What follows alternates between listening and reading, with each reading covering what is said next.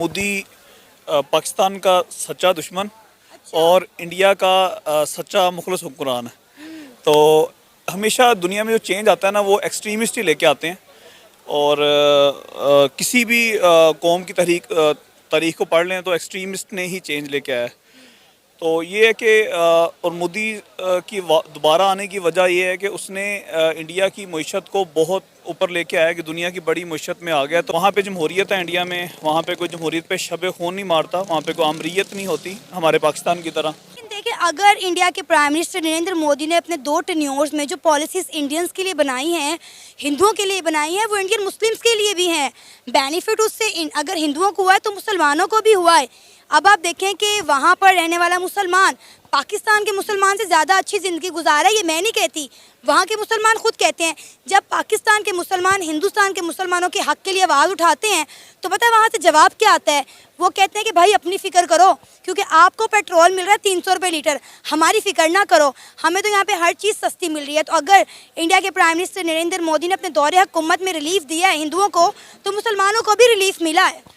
नहीं, जो तो रिलीफ की बात है ना, एक देखा जाए तो पाकिस्तानियों की एवरेज जो लाइफ है ना, वो इंडियन से अब भी बहुत बेहतर है। मैं भी रिसेंटली यूएई में था पिछले मंथ, तो वहाँ पे विजिट के लिए गया हुआ था, आज़रबाईजान भी। तो हम लोग इंडियन पाकिस्तानी इकट्ठे रह रहे थे। अच्छा। तो इंडियन 2-3 ने कहा कि यार हमें एक बात समझ नहीं आती, हम समझते हैं पाकिस्तानी भूखे नंगे होंगे, लेकिन यहाँ एक हॉस्टल में हम लोग थे, वहाँ तकरीबन कोई 50 के करीब इंडियन टूरिस्ट होंगे, इंडियन, और 50 पाकिस्तानी।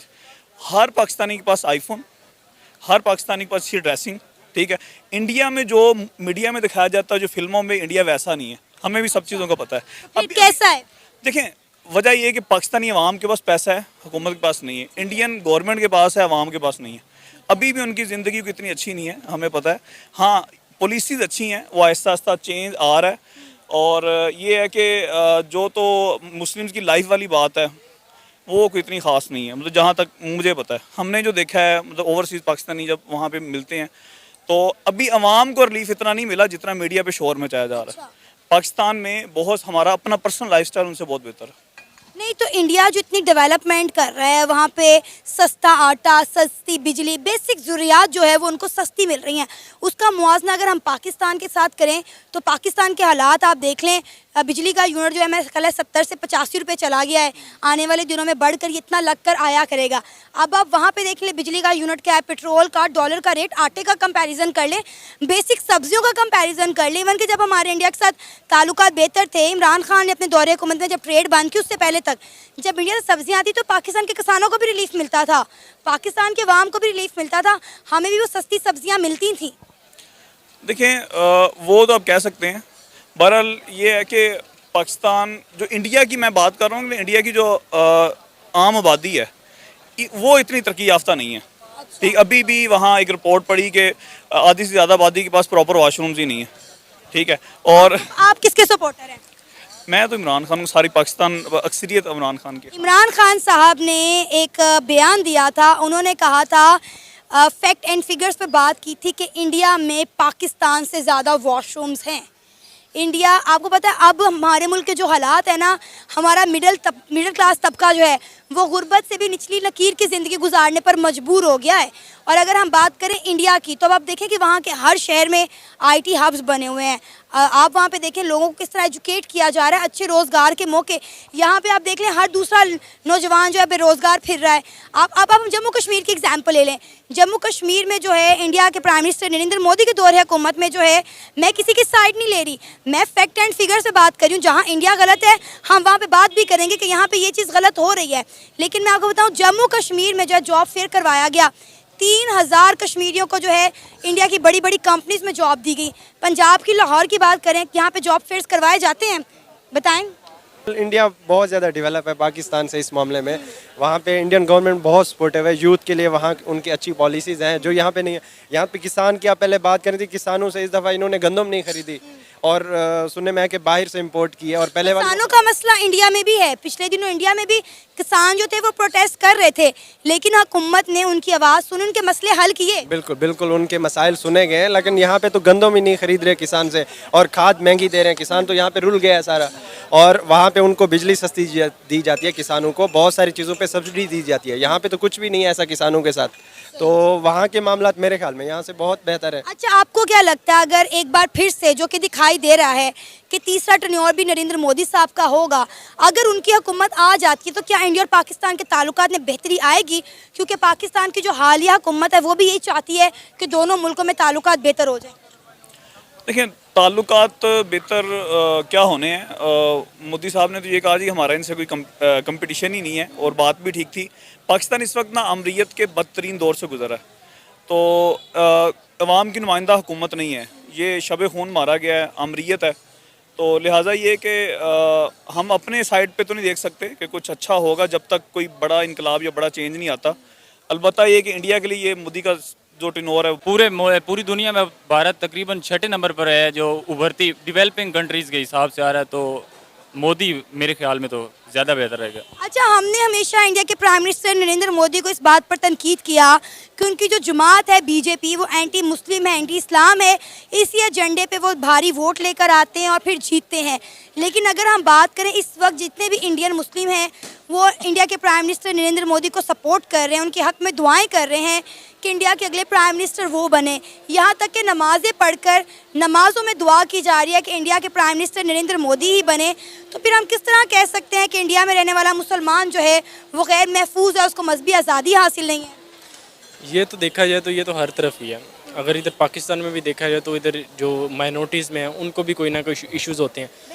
तो इंडिया में क्योंकि रिलीजियस जब आज़ादी के बाद ना, तब से मुसलमानों को काफ़ी उन्होंने ना कम तरी समझा है एज़ कम्पेयर टू यानी हिंदू। तो उधर माइनॉरिटीज़ में ना हर जगह ही कोई ना कोई इशू होते हैं। तो उधर कुछ इलाकों में अभी भी इस तरह है कि जिधर मुसलमानों पे कई बहुत जुल्म सितम हो रहे हैं, जैसे कश्मीर वाला इलाका देखें। तो ये तो हर तरफ ही चलता है। बीजेपी की पार्टी है, इसका जो एजेंडा है वो बेसिकली तो मुसलमानों के खिलाफ है। तो अब पिछले 5 सालों को देखा जाए तो काफ़ी बेहतरी आई है।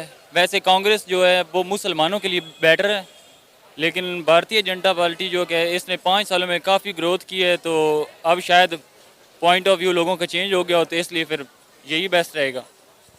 मोदी ने बहुत ज़्यादा वर्क किया है, भारत को एक बिल्कुल ही स्ट्रॉन्ग मईशत में लेकर आए हैं। राहुल गांधी तकरीबन अब तो पॉलिटिक्स से 5-7 साल बल्कि 10 साल होने लगे कि दूर है, क्योंकि लास्ट 2 टर्म्स जो थी वो मोदी की थी। पाकिस्तान के हक़ में तो देखिए आप, पाकिस्तान की सूरत हाल तो बहुत ज़्यादा डिफरेंट है इंडियन से, क्योंकि इंडिया में लॉ एंड ऑर्डर का सिस्टम जो है वो बहुत स्ट्रॉन्ग है, लेकिन पाकिस्तान में लॉ एंड ऑर्डर जो है ना वो तो बाकी की निस्बत 0% आप गए हैं, क्योंकि अब कोई कानून नहीं रह गया। अब इंडिया के बारे में बात कर रही हूँ कि कौन सा प्राइम मिनिस्टर पाकिस्तान के हक में बेहतर हो सकता है, जिसकी वजह से इंडिया और पाकिस्तान के ताल्लुकात बेहतर हो सकते हैं। तो फिर अगर आप इस पॉइंट ऑफ व्यू से देखें कि पाकिस्तान के लिए, तो फिर वो राहुल गांधी ज़्यादा बेहतर है, क्योंकि मोदी तो हमेशा एंटी पाकिस्तान एंटी मुस्लिम ही पॉलिसी बनाता है। अरे मैंने अभी तो बोला कि इंडियन मुस्लिम उनके हक में दुआएं कर रहे हैं, उनको सपोर्ट कर रहे हैं कि इंडिया के प्राइम मिनिस्टर नरेंद्र मोदी का ये अगला टेन्योर आओ। फिर हम किस बिहाफ पे कहते हैं कि वो एंटी मुस्लिम एंटी इस्लाम है? वहाँ पे जब कोई असम्बलीज खुलती हैं तो वहाँ पे कुरान पाक की तलावत करवाई जाती है। हमने देखा वहाँ पे मुसलमानों को कैसे सपोर्ट किया जाता है। आपको पता है एक वक्त था कि पाकिस्तान में ये कॉन्सेप्ट था कि इंडिया में मसाजिद में जाने की मुसलमानों को इजाज़त नहीं है, वहाँ पे लाउड स्पीकर में आप अजान नहीं दे सकते। लेकिन वो सब झूठी खबरें, झूठी बातें थी जो पाकिस्तान के बच्चों के, लोगों के, नौजवानों के दिमागों में डाली गई ताकि वो इंडिया से नफरत करें। जो मोदी है ना वो बेसिकली, क्योंकि मैंने तो एज अ पाकिस्तानी देखना है, ना कि एज अ इंडियन सिटीज़न। अरे मैंने खुद देखा है, ये अभी की बात नहीं है, मैं आपको पिछले साल की बात बता रही हूँ। पिछले साल हमने एक प्रोग्राम शुरू किया था जिसमें हमने इंडियन मुस्लिम्स की राय ली थी। उन्होंने बाकायदा हमें लाइव दिखाया था कि जुम्मे के वक्त कितनी भारी तादाद में लोग जो हैं मसाजिद में जा रहे हैं और बाकायदा बाद जुम्मा अदा कर रहे हैं। उन्होंने हमें मुसलमानों के पूरे बाजार दिखाए, हमें मटन शॉप्स दिखाई। ये तो अब आप सोशल मीडिया ही, क्योंकि ज़्यादातर वहाँ की सूरत हाल बताते हैं, तो वहाँ पे हमने भी देखा है कि हिजाब पे पाबंदी लगाई हुई है। अच्छा। मुस्लिम औरतों के साथ ये जो है हिजाब की वजह से काफ़ी इश्यूज़ आ रहे हैं, तो वो भी तो फिर देखने को मिलते हैं सोशल मीडिया पर ही। अब अगर हम तो एज अ बुक स्टडी देखें तो इंडिया और पाकिस्तान के मामला तो काफ़ी ख़राब ही रहे हैं। यही तो मैं कह रही हूँ कि हमें किताबों में जो पढ़ाया जाता है, वो बताया जाता है, वो 100% ठीक नहीं है। अब 1999 में हमने जो इंडिया के साथ एक पुरअमन मुआहिदा किया था, एक एग्रीमेंट किया था, पाकिस्तान ने उसकी खिलाफ वर्जी की और कारगिल की जंग शुरू कर दी। अब आप देखें कि हमें हमेशा मुतालिया पाकिस्तान में यही पढ़ाया जाए कि कारगिल की जंग इंडिया ने शुरू की और पाकिस्तान ने ख़त्म की। आज पाकिस्तान के एक्स प्राइम मिनिस्टर इस पर इंडिया से माफ़ी मांग रहे हैं। यही एक्स प्राइम मिनिस्टर था जो कि कारगिल की वार में हार का सबब बना था, नवाज शरीफ। उस वक्त पाकिस्तानी जो आर्मी थी, अगर उस वक्त तो देखे जाए तो पाकिस्तानी आर्मी कारगिल वार पर काफ़ी स्ट्रॉन्ग थी, लेकिन हमारे प्राइम मिनिस्टर की जो नाकिस पॉलिसियों की वजह से ही तो मामला ख़राब हुआ था। अब तो वो तो फिर यही कहेगा, क्योंकि पूरा पाकिस्तान यहाँ पाक फ़ौज के ख़िलाफ़ बोल रहा है, तो फिर उसे तो वो तो एब्सोल्युटली कहेगा कि हम ख़राब थे, लेकिन उस वक्त तो हम बिल्कुल स्ट्रॉन्ग कंडीशन में थे। यही बात तो मैं कह रही हूँ। आपने कभी इंडिया में देखा है कि कोई प्राइम मिनिस्टर जब अपनी सीट छोड़ के जाता है तो अपने मुल्क के पोल खोलना शुरू कर देता है? इससे पहले भी नवाज शरीफ साहब ने, आपको पता है, 9/11 का जिम्मा ले लिया अपने सर कि पाकिस्तान उसमें मुलव्विस था। ये तो अब नून लीग की पॉलिसी तो शुरू से ही यही रही, क्योंकि वो तो एंटी फौज रहे हैं शुरू से ही। ख़ास तौर पर जो नवाज शरीफ साहब हैं, तो वो तो कहते हैं कि जो इंडिया में बम धमाके होते हैं वो भी पाकिस्तानी आर्मी उसमें मुलव्वस है, लेकिन हक़ाइक़ कुछ और हैं, क्योंकि वो भी तो उनके भी मामलात बलूचिस्तान में काफ़ी रॉ की वजह से ख़राब रहे हैं।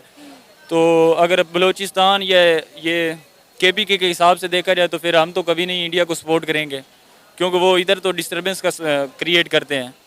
यही बात तो मैं आपको कह रही हूँ कि हमारे सियासतदान जो अपनी सीट छोड़कर जाते हैं, अपना टेन्योर पूरा करके जाते हैं, जब वो इस तरह की बातें करेंगे तो पाकिस्तान की इंटरनेशनल लेवल पर क्या क्रेडिबिलिटी या रिस्पेक्ट रह जाएगी?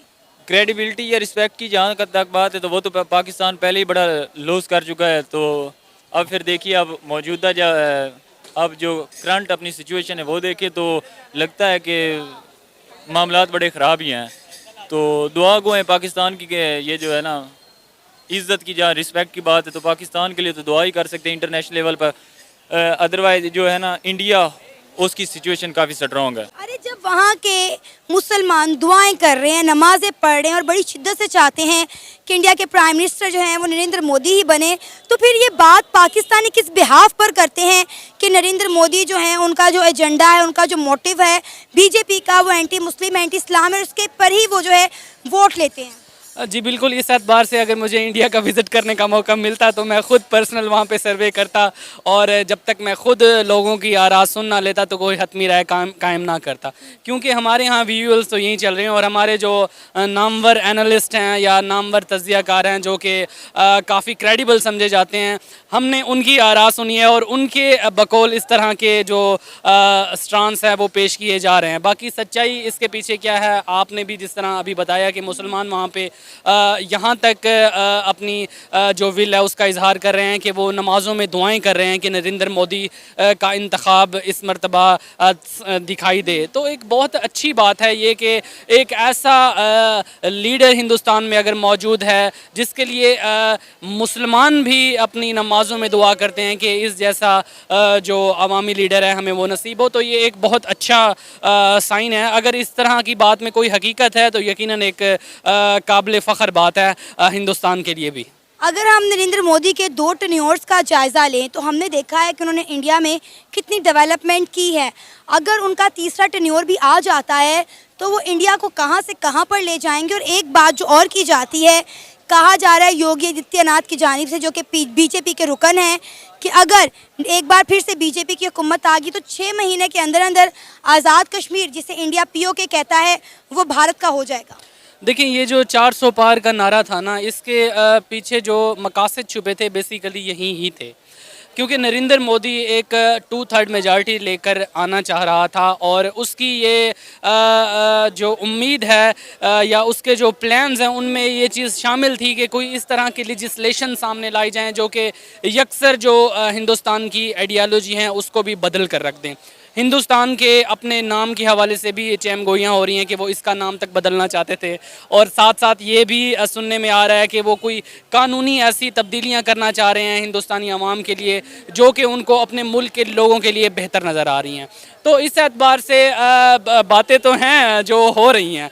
तो अगर नरेंद्र मोदी आपे से बाहर नहीं आता। ना एक शख्स होता है जब उसे कोई एक बैक टू बैक सफलता हासिल होती है, सम टाइम एक ह्यूमन नेचर है, टेंडेंसी है कि वो आपे से भी बाहर आ जाते हैं सम टाइम लोग, और ताकत के नशे में इतना आगे बढ़ जाते हैं फिर उन्हें कुछ नज़र नहीं आ रहा होता। तो एक नरेंद्र मोदी के लिए ये एक हमारी तरफ से नसीहत कह लें या हमारी तरफ से उनको एक दरख्वास्त कह लें कि अगर उनको ये ताकत हासिल भी हुई है इस रीजन में तो इसको एक मस्बत अंदाज में इसका इस्तेमाल करें, हिंदुस्तान तरक्की करें, हमें इससे कोई किसी किस्म की जेलसी या किसी किस्म का हमें कोई रंज और दुख नहीं होगा, क्योंकि हमारी तरह की ही ज़बान बोलने वाले लोग हैं और पाकिस्तान और हिंदुस्तान के लोग काफ़ी सिमिलर हैं एक दूसरे से, तारीख़ी एतबार से भी।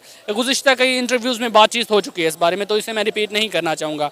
बट इस लिहाज से नरेंद्र मोदी के लिए यही है कि कुछ जो एनालिस्ट हैं, जो फॉरेनर्स भी हैं और वहाँ के मकामी जो थिंक टैंक्स हैं, वो भी ये बात बता रहे हैं कि नरेंद्र मोदी का जो दिमाग है वो आउट ऑफ द सेंस नहीं हो जाना चाहिए। अगर वो अपनी लिगेसी को मेंटेन रखते हैं, जिस तरह आपने बताया कि नरेंद्र मोदी के टेन्योर में बैक टू बैक इंडिया को मुख्तलिफ शोबाजात में तरक्की देखने को आई है। आप कोई भी शोबा उठा लें, दिफाई शोबे में भी आपने देखा होगा, आपके प्रोग्रामात में बात हुई अग्नि 5 जैसे मिसाइल्स की, इसके साथ साथ ट्रांसपोर्ट के एतबार से बात हुई, बड़ी ज़बरदस्त किस्म की bullet trains, under water trains होगी, साथ साथ बसेस के एतबार से हाइड्रोजन बसेस जैसी ज़बरदस्त किस्म की ट्रांसपोर्ट वहाँ पर इंट्रोड्यूस की गई। एयरपोर्ट्स के हवाले से जदीद निज़ाम को इंट्रोड्यूस करवाया गया। तो जदीद जो तर्ज़ सियासत है या जो तर्ज़ तरक्की है उसको तो नो डाउट नरेंद्र मोदी ने इंट्रोड्यूस करवाया। जिस रुख में नरेंद्र मोदी भारत को इस वक्त ले जा चुका है, बहुत मुश्किल है कि कोई भी जो उनका मद्दे मुकाबिला है